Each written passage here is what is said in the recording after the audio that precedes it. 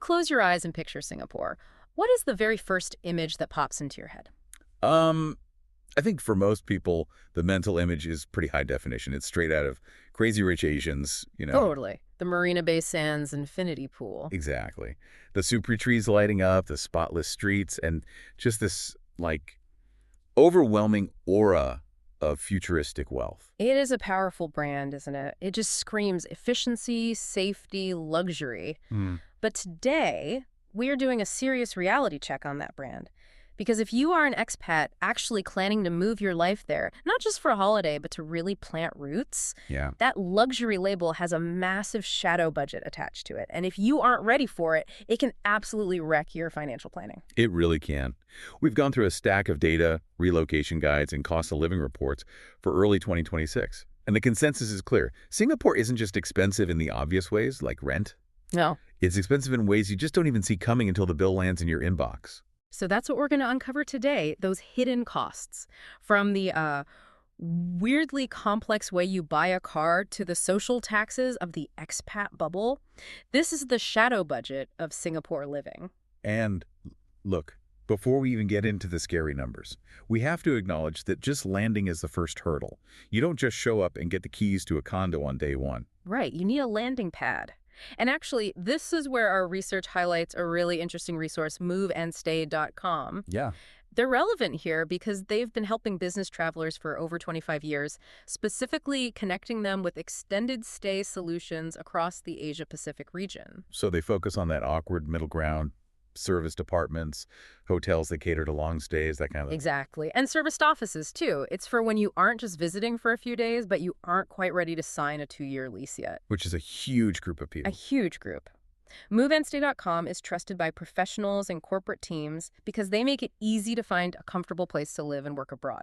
It basically bridges that gap. And honestly, having that bridge is essential because, as we're about to see, the permanent housing market in Singapore, it is a beast. Beast is putting it mildly.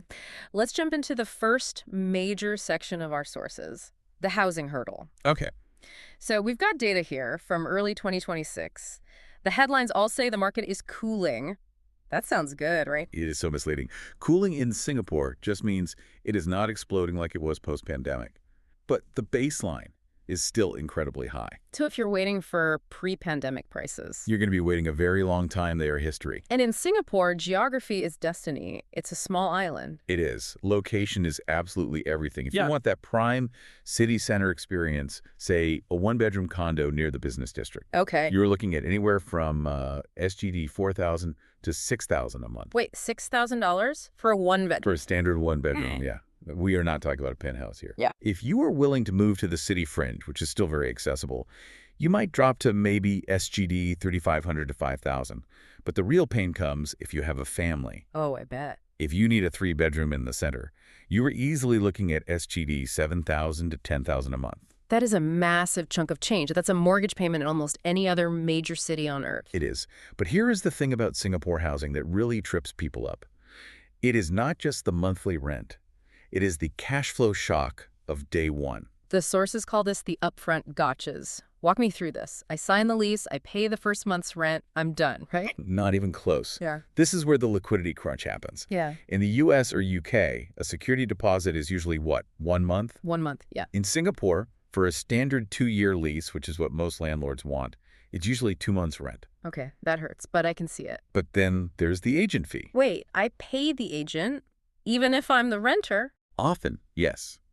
Especially if the rent is below a certain amount or if the market is really hot. That is usually 1 month's rent plus GST, the goods and services tax. Okay, so if my rent is $5,000, let's just do the math here. Go for it. 2 months deposit is 10 grand. First month's rent is 5 grand. Agent fee is another 5 grand-ish.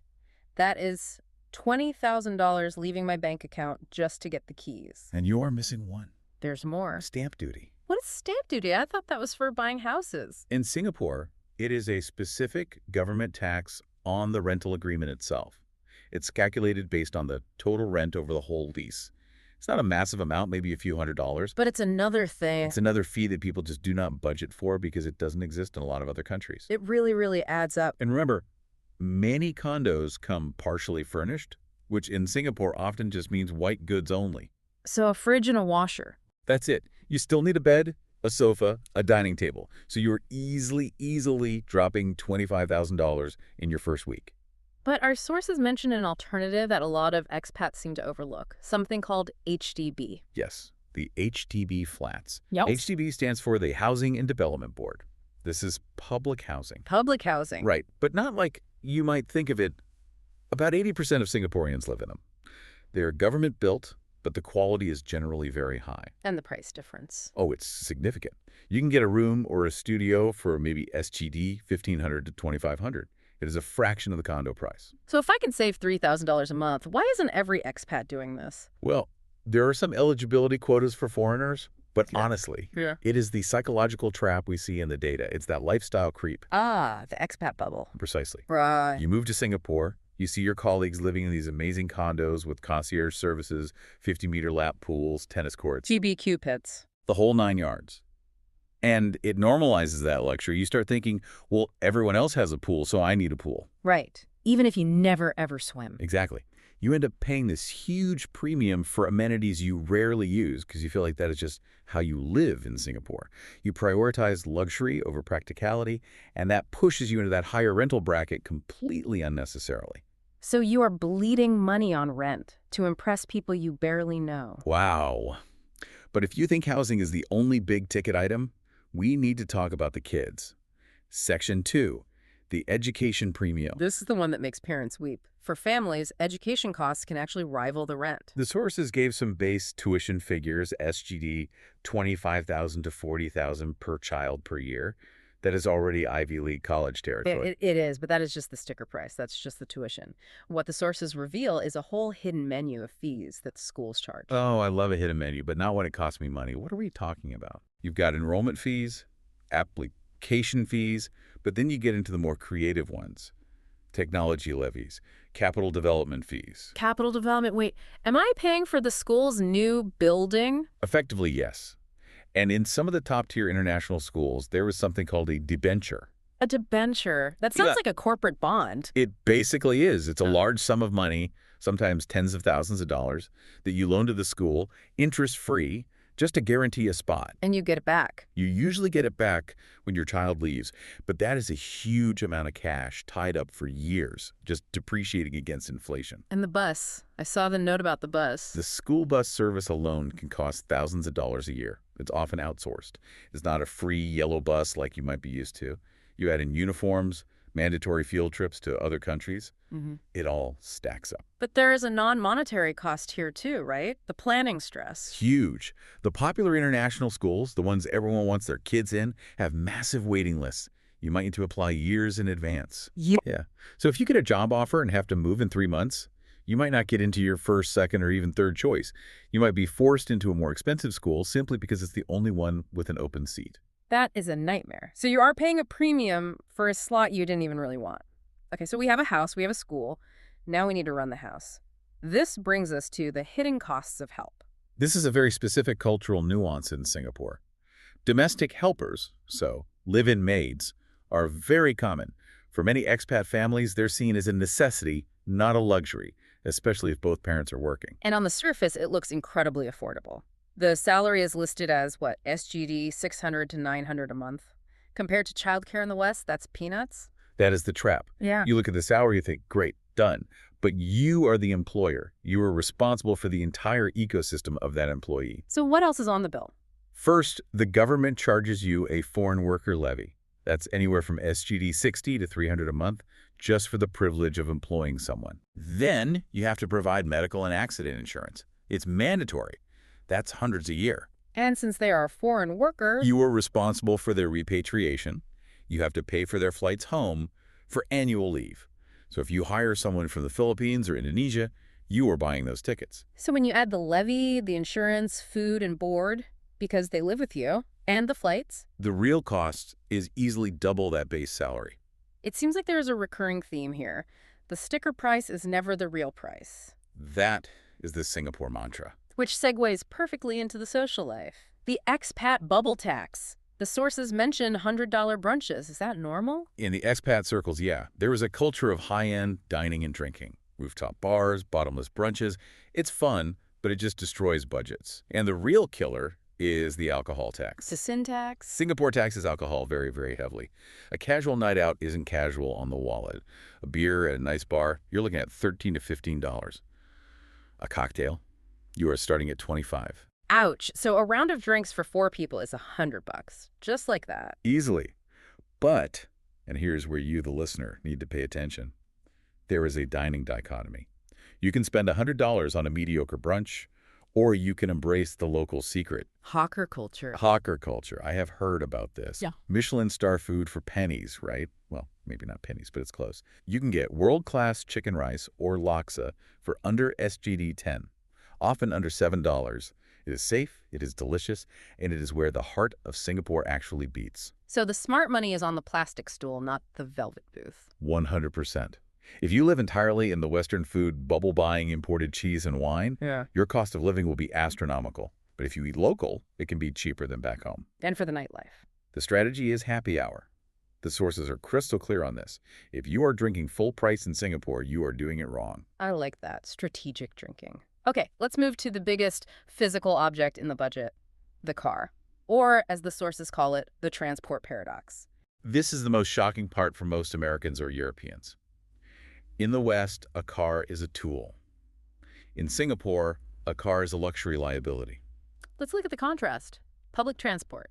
Incredible. Efficient, clean, air-conditioned. You can commute across the entire island for a whole month for roughly SGD 60 to 128 total. $128 a month.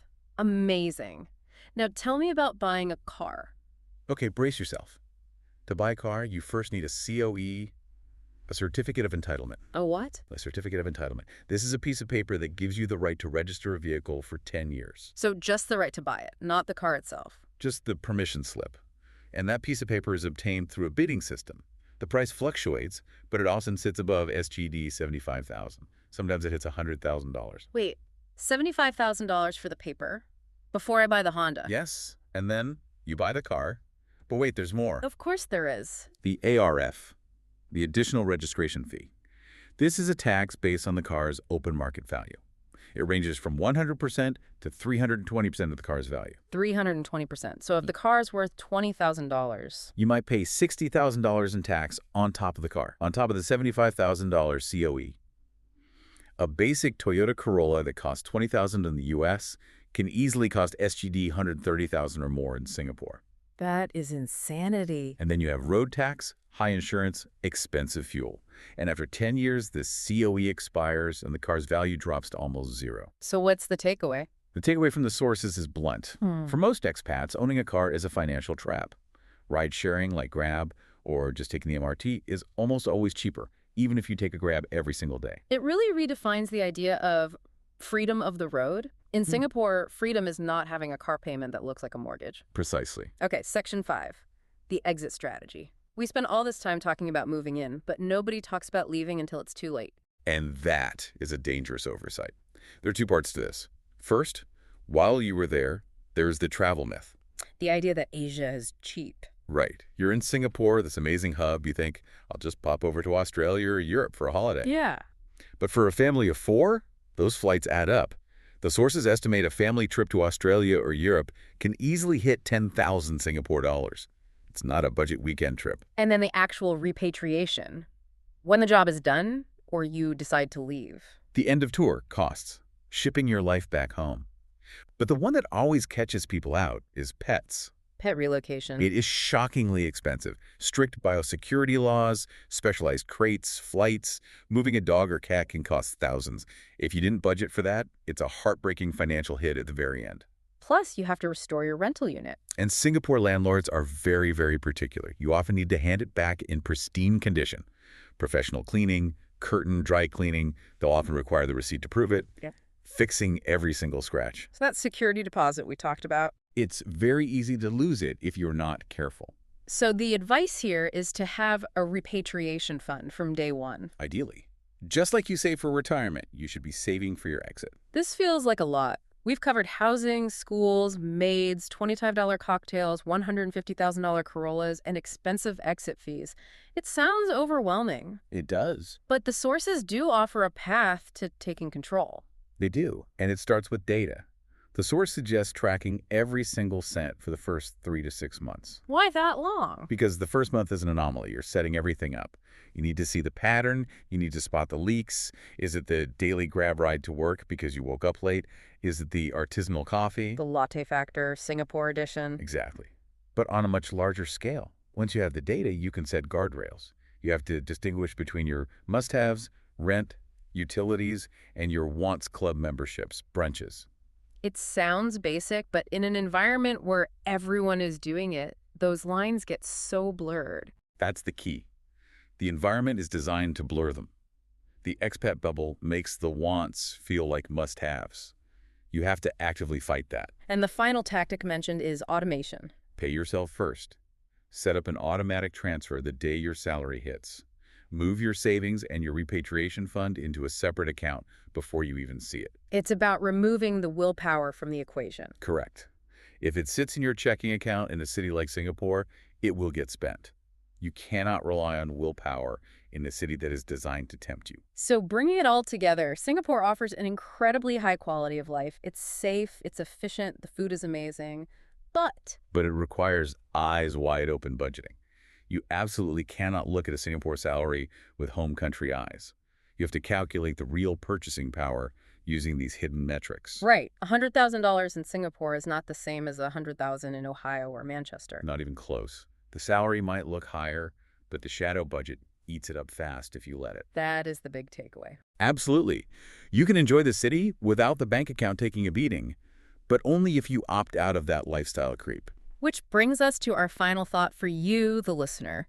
We've talked a lot about the expat bubble versus the local reality. Right. And here's the question I would leave you with.